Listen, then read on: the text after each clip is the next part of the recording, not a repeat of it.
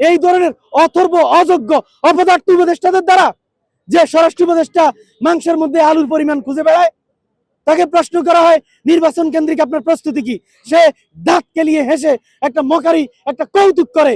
যে হাদির উপর যে গতকালকে যে হামলা হওয়ার বিষয়টা, সেটি হওয়ারই ছিল। এটা আসলে আগেই ঘোষণা দেওয়া হয়েছে যে তার উপর হামলাটা করা হবে। ভারতের একাধিক নাম্বার থেকে তাকে এই হামলাটা করার জন্য তাকে টেস্ট করেছে। শুধু হাদিকে না, তারা একটা লিস্ট করেছে যারা জুলাইয়ের সম্মুখ সারির যোদ্ধা তাদেরকে খুন করা হবে এবং তাদেরকে কিন্তু হত্যার হুমকি কিন্তু দেওয়া হয়েছে, আপনি জানেন। এবং তারা অপেক্ষা করছিল কখন তফসিল হয়। তফসিল যখন হয়, মনে রাখবেন আমাদের মতো দেশগুলোর যখন একটা জাতীয় ইলেকশন হয় তখন দেশের সবচেয়ে ভালনারেবল একটা সিচুয়েশন কিন্তু বিরাজ করে, অর্থাৎ সবচেয়ে একটা নিরাপত্তাহীন অবস্থা বিরাজ করে। তার কারণ প্রত্যেকেই নির্বাচিত হতে চায় এবং প্রতিপক্ষকে ঘায়েল করার জন্য তারা সর্বোচ্চ পরিমাণ তারা উঠে পড়ে লাগে। এজন্য সবচেয়ে একটা দুর্বল সময় কিন্তু তফসিল ঘোষণার পর কিন্তু হয়ে থাকে।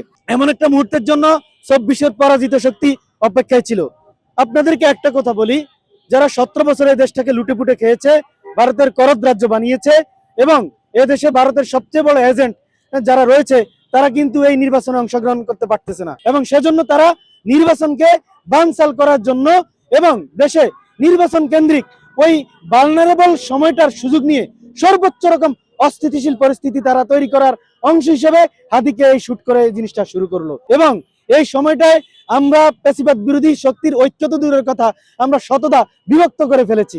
এখন কেউ কাউকে পেশিবাদ বিরোধী শক্তি আমরা যারা ছিলাম কেউ কাউকে কিন্তু বিশ্বাস করি না। তারা ধরেন বিএনপির লোক খুন করে জামাতের উপর দায় চাপাবে, জামাতের লোক খুন করে বিএনপির উপর দায় চাপাবে, এনসিপির লোক খুন করে রাজনৈতিক প্রতিপক্ষ তাদের উপর দায় চাপাবে।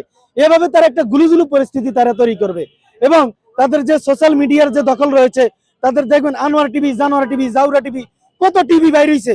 এই সমস্ত টিভির কোনো কিন্তু ভিত্তি নাই, বাট তাদের আশঙ্কাজনক ফলোয়ার কিন্তু আছে। যারা সাধারণ মানুষ, যারা এই বিষয়গুলো কম বুঝে, সোশ্যাল মিডিয়া, তারা কিন্তু যেটা দেখে ওটাই বিশ্বাস করে।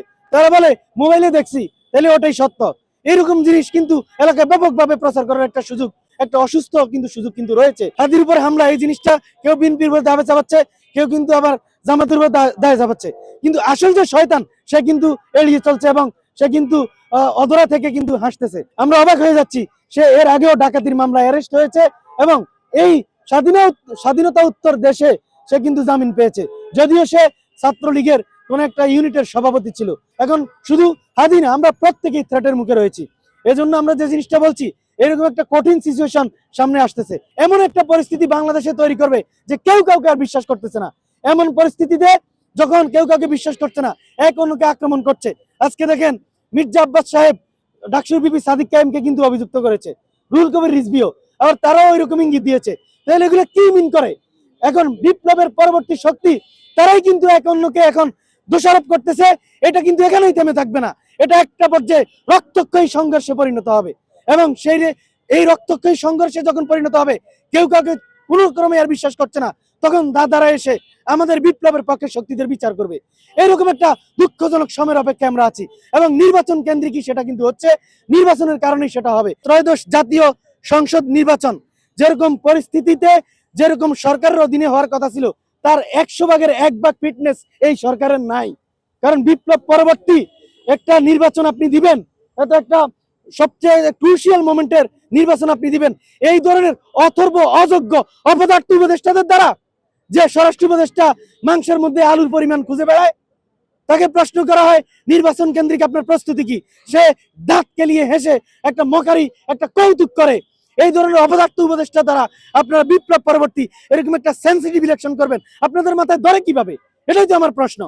তা আমরা মনে করি এই সরকারটা অবিলম্বে পুনর্গঠন করে একটা শক্তিশালী সরকার করতে হবে এবং আমরা বলবো যে প্রয়োজনে 3 মাসের জন্য আপনারা জাতীয় সরকার করেন, অন্তর্বর্তী সরকার কিংবা জাতীয় সরকার, সেটার অধীনে আগামী নির্বাচন দেন, যাতে করে যে কোনো ষড়যন্ত্র মোকাবেলা করার জন্য এই সরকার মুখোমুখি হইতে পারে।